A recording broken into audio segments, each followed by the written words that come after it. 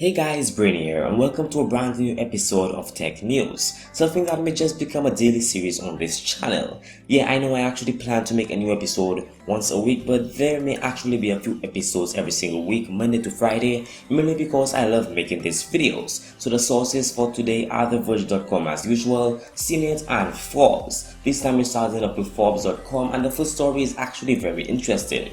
So let's go.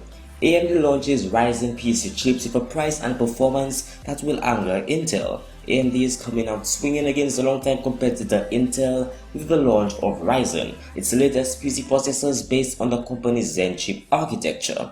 The Sunnyvale, Cardiff-based chipmaker announced details for 3 central processing units under the Ryzen 7 brand that beat Intel's top PC chips in both price and performance. The Ryzen chips all feature 8 cores and 16 threads. They come in 3 tiers. Ryzen 7 1800X running at 3.6 GHz or up to 4.0 GHz at $499. The Ryzen 7 1700X running at 3.4 GHz or up to 3.8 GHz at $399, and the Ryzen 7 1700 running at 3.0 GHz or up to 3.7 GHz at $329. Using the popular CPU benchmark tool Cinebench, AMD pitted the 3 processors against comparable Intel PC chips, and the initial results look promising.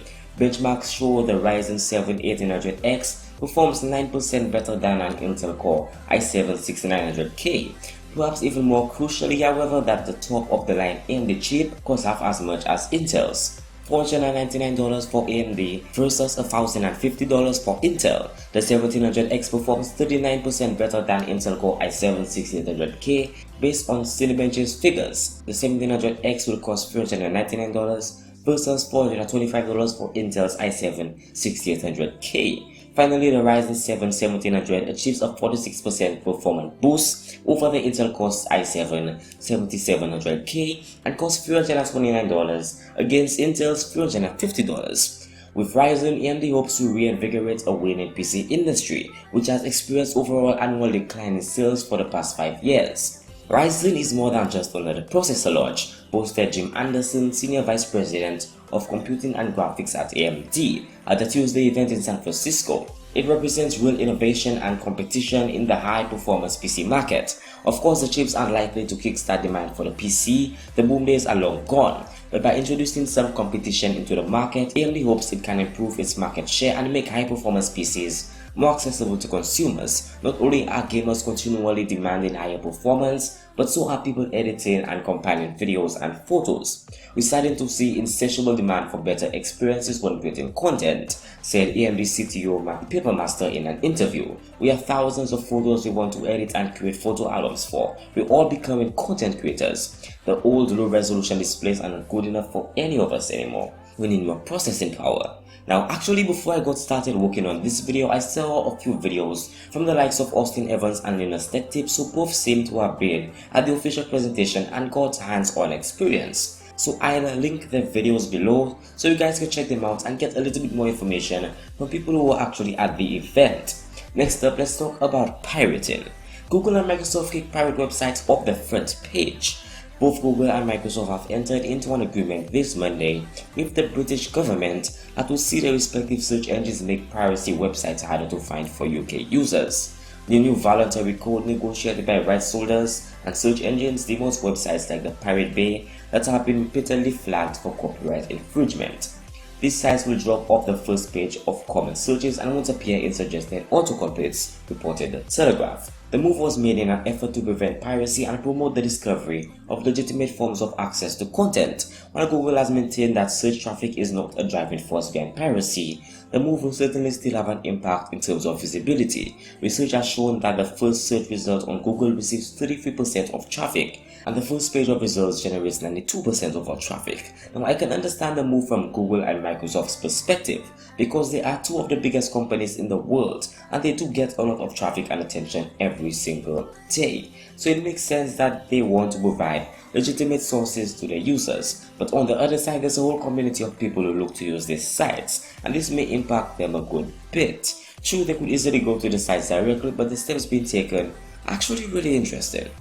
Moving on to news from The Verge, Milo Yiannopoulos has resigned from Breitbart. Now, if you don't know a lot about Milo Yiannopoulos, Philip DeFranco did a few videos a while back talking about the situation, so I'll try to link them below. But on to the main story here. Former Breitbart News senior editor Milo Yiannopoulos has resigned after comments condoning pedophilia surfaced earlier this week. Breitbart News has stood by me when others caved, Yiannopoulos wrote in a statement tweeted by the New York Times' Michael Greenbaum. I would be wrong to allow my poor choice of words to detract from my colleagues' important reporting. So today I am resigning from Breitbart effective immediately. He later confirmed the news in a press conference. The news comes after Yiannopoulos was disinvited from speaking at a conservative political action conference, and his upcoming book Dangerous was dropped by publisher Simon & Schuster. In a statement, Yiannopoulos said that the decision to resign was his alone. When the friends have done right by you, you do right by them, he wrote. For me now, that means stepping aside so my colleagues at Breitbart can get back to the great work they do. However, previous reports suggested that there was a significant internal pressure for him to step down. Sources told the Washingtonian that at least 6 employees had threatened to leave if he was not fired. Moving on from that drama, I want to end this video on a story that is actually pretty cool. A drone's eye view of SpaceX's Falcon 9 landing. This morning, Elon Musk's company successfully landed its third rocket on the ground after delivering its payload into space, and there was a drone in the sky to capture the moment.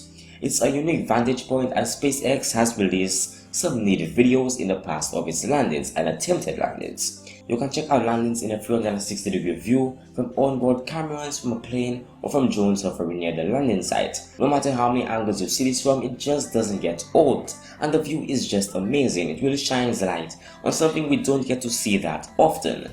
Apart from the seriousness of these launches, it's still really cool to see everything that's happening.